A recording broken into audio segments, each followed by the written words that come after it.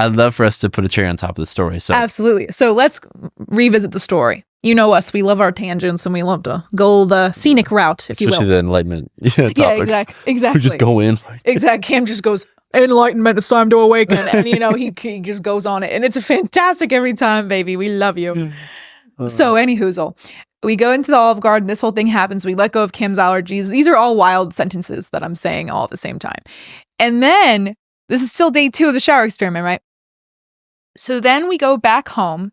And as we're driving home, this man is living. This man is literally turned to me, smiling from ear to ear, bringing a tear to my eye. And it's just like, I feel so amazing right now. I feel so free. And like, oh my God, like, I can't believe I feel so good.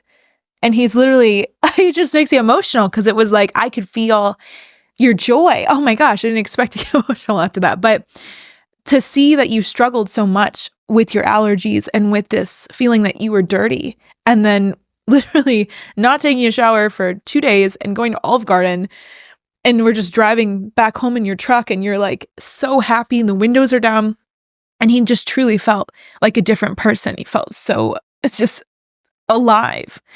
And it was beautiful to witness. I was so happy, you know, and this is hours after Cam kicking my shin out of anger in the sauna.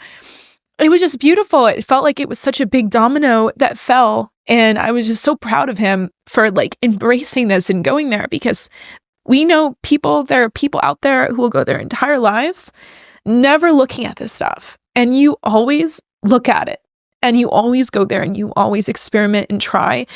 And I just think that's the most beautiful thing you can do. Like, that is the human condition at its best. Is somebody who will say, oh, you notice this thing about me? Let me look at that. Let me not run away from it, but let me actually run towards it.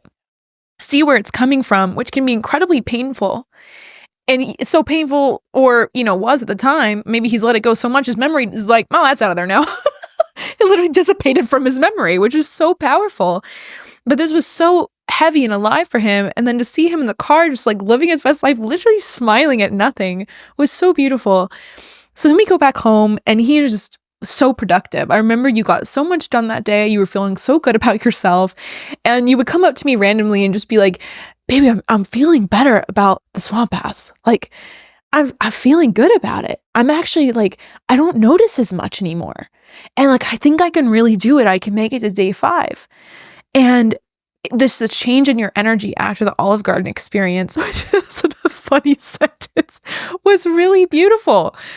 So then day 3, day 4, day 5, we keep having this like up and up and up experience where I'm noticing that you're just like so much more relaxed. And it was so beautiful to watch you go through this like shedding of these limiting beliefs. On day 3, which I found very interesting, one thing that I noticed, this is like maybe the last slip of freedom that was letting go, is that Cam turns to me and he goes, I think I'm trying to control my external environment because I feel internally uncomfortable. What this looked like is we just moved into a new house and I have some boxes left over from my apartment. Some of the boxes were in our bathroom waiting to be put away because we had people deliver our Costco bed. And all of a sudden, he hasn't said one word about these boxes. And he's like, can we put away these boxes? And then be like, can you put away the boxes in this room too? And like, what's up with these boxes? It was almost like an obsessive need to control the environment because he couldn't control his own cleanliness in his body, that it almost projected outward. That happened on day 3, which it felt related to me, but he actually caught it. He caught that after not mentioning these boxes for like weeks, all of a sudden the boxes gotta go. So do you remember that, baby? Yeah, I truly believe that all imbalance or all obsession is coming from a place of fear. Is coming from a place of, I need to control everything and everyone around me. This needs to be perfect. Therefore, I can be safe. I can be enough. And we see obsession when it comes to business success, when it comes to health, when it comes to just every metric of life. People try so hard to control every single aspect, every single piece of the puzzle so that everything goes perfect. That's what they're obsessed about because they believe if it's not perfect, they will not be safe, or they will not be approved of, they will not be loved. And so that has been such a huge realization for us to come to the past handful of months that has led to so much more happiness, bliss, peace, just being on the other side of that. But for you to be able to realize there was something that I was still holding on to, I wouldn't call it obsessed with showering, but like maybe Obsessed with being clean. Obsessed with being clean. More importantly, obsessed with not being dirty.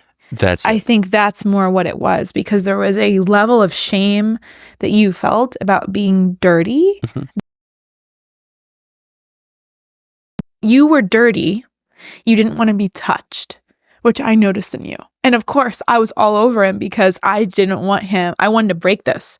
I did not want to create this weird reality in his head where if I'm dirty, I don't want anyone near me. I don't want to be touched or anything. Because at first, he'd kind of like freak out if I'd get too close to him, or he'd just be like, oh, I really smell. I could feel almost like a slight like wince, a slight like I'm going to move my body a little away. And I was like, oh, no, we're not having this. So I was all up in there. Yeah. I was all up in that grill and for now 5 days. Shove your nose into my armpit any moment. Exactly. Yeah.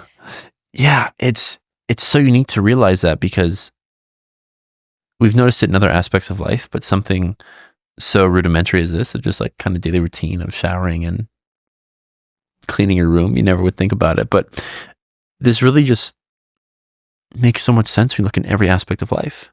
Like me wanting to shower so much because I was afraid of being dirty, and being dirty meant I was less likely to be approved of by people I want approval for. Less worthy, less love, less safety when that's the case. And that same behavior looks different for everyone, but it feels as if the farm dirty people have some type of mixture or some type of flavor of this, right? And so if you have someone in your life that is almost obsessive, let's call it imbalance when it comes to reaching out to you, whether it's like an overbearing mother or friend, someone who just won't let you go that way, or boss, or whatever it may be, our human interactions, or self-to-self interactions, or just how we navigate life. If it's coming from an imbalanced way, it probably is coming from fear. Yeah. Because the more love I have for myself, the more reasonable I become, and the more balance I have for everything in life. The work-life balance, I can be clean, but not, feel some type of way if there's a dirty sock on the ground, or all these different things. The more love I have for myself, the less things need to be this certain way. Behavior takes place. And that really feels like true freedom. I feel like nothing owns you anymore. There's no way you have to live. So you just get to live however feels right to you in any moment. So this shower experiment was pretty awesome. Thank you all for watching the last video. If you want to watch another one, you can click here, or somewhere over here. That's it for today. Sending much love your way.